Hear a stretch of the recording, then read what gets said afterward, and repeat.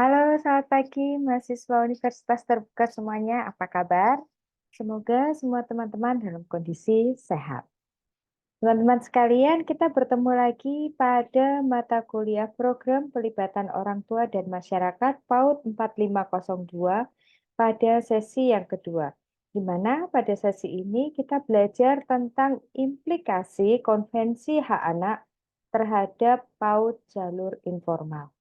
Teman-teman sekalian, dalam hal ini, PAUD bisa dilakukan pada 3 jalur, yaitu PAUD jalur informal, PAUD jalur non-formal, dan juga PAUD jalur formal itu sendiri. Pada PAUD jalur informal, formal, dan juga non-formal, ini semua mempunyai dasar regulasi, yaitu Undang-Undang Nomor 20 Tahun 2003. Di mana pada PAUD jalur informal ini pendidikan diselenggarakan di keluarga dan lingkungan. Jadi pada PAUD jalur informal ini ada 3 hal yang penting, yaitu yang pertama terkait dengan anak itu sendiri, di mana dalam hal ini pentingnya untuk membentuk kecerdasan anak sebagai salah satu bentuk perkembangan anak.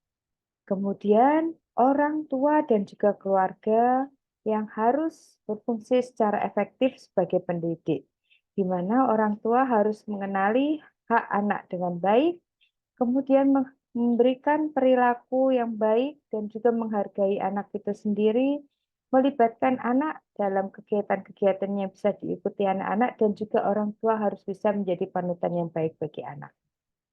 Kemudian hal yang ketiga yang penting dari jalur informal adalah pola asuh, yaitu bagaimana pola asuh yang bisa dilakukan oleh orang tua yang bisa mengakomodasi hak-hak anak itu sendiri. Kemudian pola asuh ini harus disesuaikan dengan kebutuhan karakteristik dari perkembangan anak sesuai dengan kriteria umur anak. Kemudian pada pola asuh ini sangat memungkinkan kondisi anak diterima secara sepenuhnya oleh lingkungan yang ada di sekitar, serta harus menjamin kebahagiaan anak itu sendiri. Pola asuh ini harus terus dilakukan secara konsisten dan juga ditunjang oleh sumber daya yang ada di dalam keluarga itu sendiri. PAUD yang kedua yaitu PAUD jalur nonformal, di mana pada PAUD jalur nonformal ini pendidikan dilaksanakan melalui program pembelajaran yang dilakukan secara fleksibel sebagai upaya pembinaan dan juga pengembangan bagi anak usia 0 sampai dengan 6 tahun. Pada jalur nonformal ini terdiri dari Taman Penitipan Anak atau TPA untuk anak usia 3 bulan hingga memasuki pendidikan dasar. Kemudian bisa juga dalam bentuk kelompok bermain atau KB untuk anak usia 2-6 tahun dan juga satuan PAUD sejenis atau SPS seperti Taman Pendidikan Anak Soleh, kemudian Taman Asuh Anak Terpadu, Bina Anak Muslim berbasis masjid, kemudian Bina Anak Prasa, kemudian Padu Integrasi Posyandu, integrasi PKB juga bisa dan sebagainya. Atau misalnya ada juga terintegrasi melalui sekolah minggu.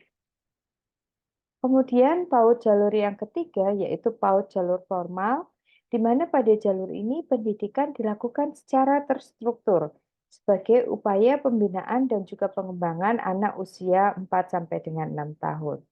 Pada PAUD jalur formal ini bisa dilakukan melalui teman kanak-kanak atau TK dan juga RA, di mana fungsinya adalah untuk mengenalkan peraturan dan juga menanamkan disiplin kepada anak, kemudian mengenalkan anak dengan dunianya sejak dini, kemudian menumbuhkan sikap dan perilaku baik sejak dini, mengembangkan kemampuan berkomunikasi dan juga bersosialisasi, mengembangkan keterampilan, kreativitas, dan kemampuan yang dimiliki anak secara optimal, serta menyiapkan anak untuk bisa memasuki pendidikan dasar lebih matang.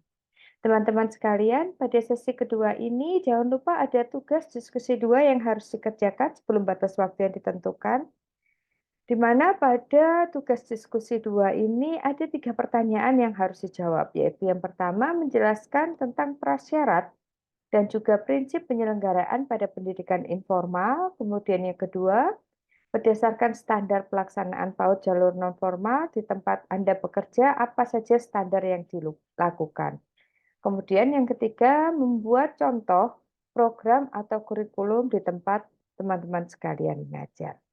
Demikian kami sampaikan untuk sesi kedua mata kuliah ini. Saya mohon teman-teman bisa aktif berdiskusi sehingga kita bisa saling belajar. Terima kasih, sehat selalu, tetap semangat dan selamat pagi semuanya.